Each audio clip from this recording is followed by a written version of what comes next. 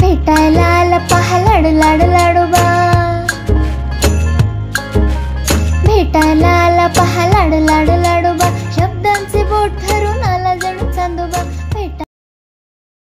नमस्कार बालमित्रांनो, मी आज तुम्हाला लाडोबा प्रकाशित नागेश शेवाळकर लिखित पवनपुत्र हनुमान या पुस्तकातील एक गोष्ट वाचून दाखवणार आहे. तुम्हाला गोष्ट आवडल्यास तुमच्या मित्रांना ती नक्की पाठवा आणि पवनपुत्र हनुमान हे पुस्तक घरपोच मागवण्यासाठी डिस्क्रिप्शन मध्ये माहिती दिलेली आहेच. कथेचं शीर्षक ज्वालामुखी टाकला पिऊन. एकदा एक मोठा प्रसंग उभा राहिला. प्रत्यक्ष अग्नीने ज्वालामुखीच्या रूपात आग ओकायला सुरुवात केली. नागरिकांना उष्णतेचे चटके सहन होत नव्हते. ज्वालामुखीचा डोंगर तयार झाला होता. चुलीतील लाकडं आपोआप पेटत होती. डोंगराच्या कपारी खाली कोसळल्या. घरे गावं पेटण्याची चिन्ह दिसत होती.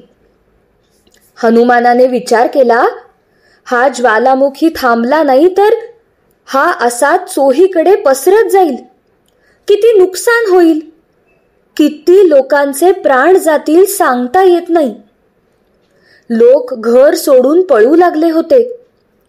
बाल हनुमानाने ज्वालामुखी पर्वताच्या दिशेने उड्डाण केले. त्याने त्या पेटलेल्या डोंगराचे मोठमोठे भाग वेगळे करायला सुरुवात केली. इकडे केसरी राजा आणि अंजनी हनुमानाला शोधत होते. त्यांना हनुमानाचे मित्र भेटले. केसरीने विचारले, काय रे, मारुती कुठे आहे? त्याने आम्हाला अग्नीपासून वाचवले आहे. तो आता आगीने पेटलेल्या पर्वताच्या दिशेने गेला आहे. तो त्या आगीला शांत करणार आहे. आपला मारुती? अंजनी काहीतरी बोलणार तितक्यात कुणीतरी ओरडले, महाराज महाराज बघा, त्या आगीच्या ज्वाळा आपल्याकडे येत आहेत. अरे अरे, लवकर इथून चला, त्या आगीचे गोळे आपल्याला भस्म करून टाकतील. राजा म्हणाला. तसे सारे पळत सुटले. सारे जण परमेश्वराची प्रार्थना करू लागले. अंजनी चिंताग्रस्त झाली. तिच्या डोळ्यात पाणी आले. लहान मुलांना हनुमानाने वाचवले याचा अर्थ तो स्वतः कुशल आहे. राजासोबत बोलत असताना धावत आलेला एक सेवक म्हणाला, पूर्ण गाव आगीच्या लाटांनी घेरले आहे. कुणी बाहेर जाऊ नका. लाव्हा लवकर शांत होणार नाही. त्याला शांत होण्यासाठी 3-4 दिवस लागू शकतात. हा ज्वालामुखी गावात पोहोचण्याची शक्यता आहे. माणसं स्वतःला वाचवू शकतील, पण जनावरे, पक्षी स्वतःला वाचवू शकणार नाहीत. आता आपल्यालाच काहीतरी करावे लागेल. असा विचार करत हनुमानाला एक गोष्ट आठवली. हनुमान जन्मल्याबरोबर सूर्याला खाण्यासाठी गेला होता. तेव्हा शंकराने आणि इतर देवदेवतांनी त्याला आशीर्वाद दिले होते. अग्निदेवाने सुद्धा त्याला माझ्यापासून तुला भीती असणार नाही असा वर नव्हता का दिला? हे वरदान आठवताच हनुमान प्रचंड वेगाने ज्वालामुखीच्या समोर उभा राहिला. त्याने आपले तोंड उघडले. जबडा एवढा मोठा केला की ज्वालामुखीच्या लाटा थेट त्याच्या तोंडात शिरू लागल्या. कुणीतरी ओरडले, बाप रे, बघा, आपला मारुती सगळी आग पिऊन घेतोय. सर्वांनी वर बघितलं. सर्वांना दिसलं, भांड्यातील पाणी प्यावे तसे मारुती आगीच्या लाटा पोटात घेत होता. ते पाहून अनेक जण भीतीने थरथर कापू लागले. काही लोक ओरडू लागले. अंजनी माता तर बिचारी खूप घाबरली. केसरी राजाच्या जीवात जीवच राहिला नव्हता.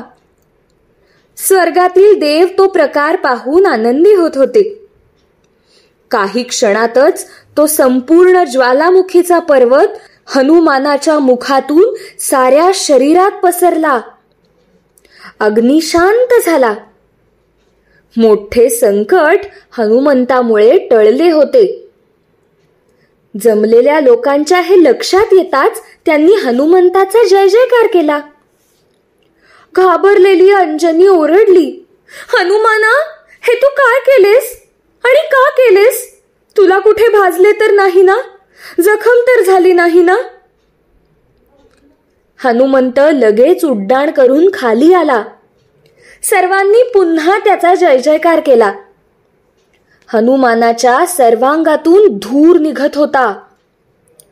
अंजनीला पुढे बोलू न देताच तो म्हणाला, माते थांब. हनुमंत बोलत असतानाच त्याला अचानक उलटी झाल्यासारखे झाले.